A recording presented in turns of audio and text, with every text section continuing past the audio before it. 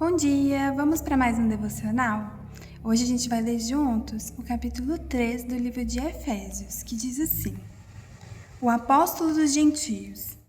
Por esta razão, oro eu, Paulo, prisioneiro de Cristo Jesus, em favor de vocês, gentios. Certamente vocês ouviram falar da responsabilidade imposta a mim em favor de vocês pela graça de Deus. Isto é, o mistério que me foi dado a conhecer por revelação, como já lhes escrevi em poucas palavras. Ao lerem isso, vocês poderão entender a minha compreensão do mistério de Cristo.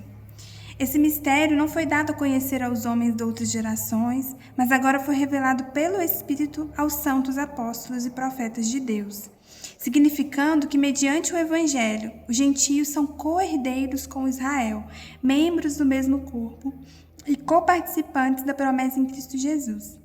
Deste Evangelho me tornei ministro pelo dom da graça de Deus a mim concedida pela operação do seu poder. O que ele está falando aqui, né? Que ele, Paulo, né, que está aqui escrevendo a igreja que está em Éfeso, ele fala que foi dado a ele uma responsabilidade, né? Quando ele fala de ministério que foi dado a ele, né, como que eu posso dizer? O envio, né, a responsabilidade de pregar aos gentios.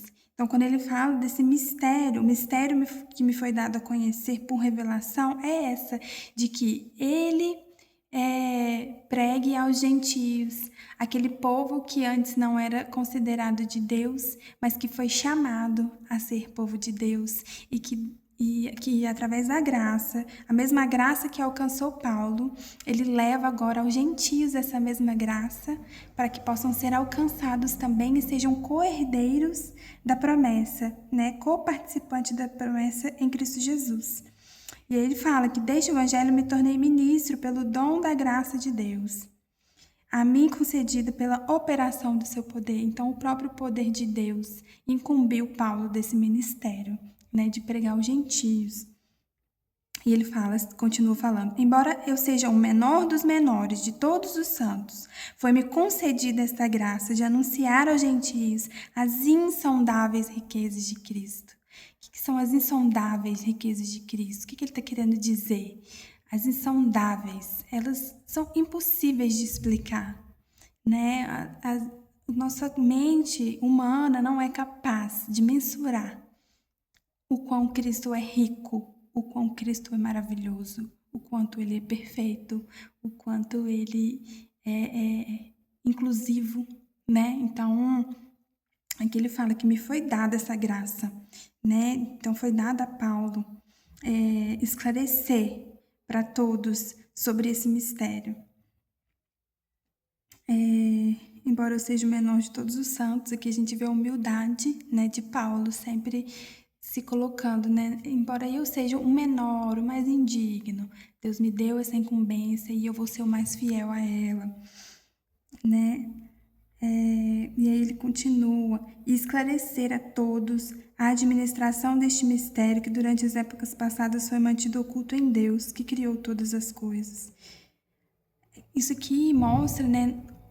É como se Paulo falasse: olha o quão especial vocês são, nós somos, né? Que antes outras gerações não tiveram esse privilégio, mas hoje nós temos esse privilégio de sermos chamados filhos de Deus e sermos participantes da promessa de Deus, né? De tudo que Deus preparou para nós, né? A intenção dessa graça era que agora, mediante a igreja, quando fala de igreja, ele não está falando de uma porta aberta, de uma casa, um templo. Ele está falando da igreja, o corpo de Cristo, né? Que somos eu, que é você, a multiforme, para que através da igreja, a multiforme. O que é a multiforme? Tem muitas formas, né? A multiforme sabedoria de Deus. Então, a sabedoria de Deus, ela não é algo engessado, ela é multiforme. A multiforme sabedoria de Deus se tornasse conhecida dos poderes e autoridades nas regiões celestiais, de acordo com o seu eterno plano que ele realizou em Cristo Jesus, nosso Senhor, ou seja, foi entregue às mãos da igreja, né? Fala aqui que mediante a igreja, a intenção é que, mediante a igreja, a multiforme sabedoria de Deus se torne conhecida dos poderes e autoridades das regiões celestiais. É algo espiritual.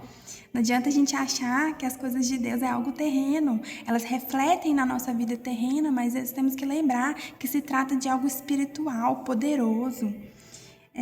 De acordo com seu eterno plano que Ele realizou em Cristo Jesus nosso Senhor, por intermédio de quem temos livre acesso a Deus. Através de Cristo temos livre acesso a Deus, em confiança, pela fé nele. A fé em Cristo Jesus nos dá livre acesso a Deus. Portanto, peço-lhes que não desanimem por causa das tribulações em seu favor, das minhas tribulações em seu favor, pois elas são uma glória para vocês, né? Paulo conforta o coração aqui dos irmãos, né? Falando, olha, eu tenho passado tribulações, mas não desanimem por causa disso, elas são glória para vocês, né? Vocês são participantes, né? De tudo que eu tenho vivido. E aí, Paulo finaliza o capítulo orando pela igreja. E ele começa a oração de Paulo pelos santos. Por essa razão, ajoelho-me diante do Pai, do qual recebe o nome toda a família nos céus e na terra. Oro para que com as suas gloriosas riquezas Ele os fortaleça no íntimo do seu ser, com poder, por meio do seu Espírito. Então ele fala aqui que o Espírito Santo possa fortalecê-los no íntimo do ser, para que Cristo habite no coração de vocês mediante a fé. E oro para que, estando arraigados e alicerçados em amor, nós precisamos estar arraigados e alicerçados em amor, mediante a fé em Cristo Jesus. E oro para que, estando arraigados e alicerçados em amor, vocês possam, juntamente com todos os santos, compreender a largura, o comprimento, a altura e a profundidade, e conhecer o amor de Cristo, que excede todo conhecimento. Para que vocês sejam cheios de toda a plenitude de Deus. Então se trata disso, em conhecer o amor de Deus. O amor, Ele é o amor. Então precisamos conhecê-lo para experimentarmos a plenitude de Cristo. Aquele que é capaz de fazer infinitamente mais, aquele vai engrandecer o nome do Senhor. Né? Ele finaliza a oração. Aquele que é capaz de fazer infinitamente mais do que tudo que pedimos ou pensamos. Ele é poderoso. De acordo com seu poder que atua em nós.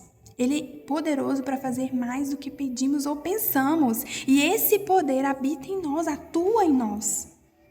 Ele atua, ele age em nós. A Ele seja a glória na igreja e em Cristo Jesus, por todas as gerações, para todo o sempre. Amém, amém, amém.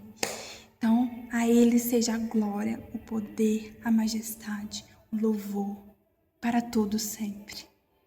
Pois não há nenhum Deus acima do nosso Deus. Que nós possamos conhecer a Cristo com profundidade, conhecer o amor de Cristo, para entendermos a altura, o comprimento, a largura e a profundidade, e conhecer o amor de Cristo, que excede todo conhecimento. Que possamos nos aprofundar em conhecer o nosso Deus.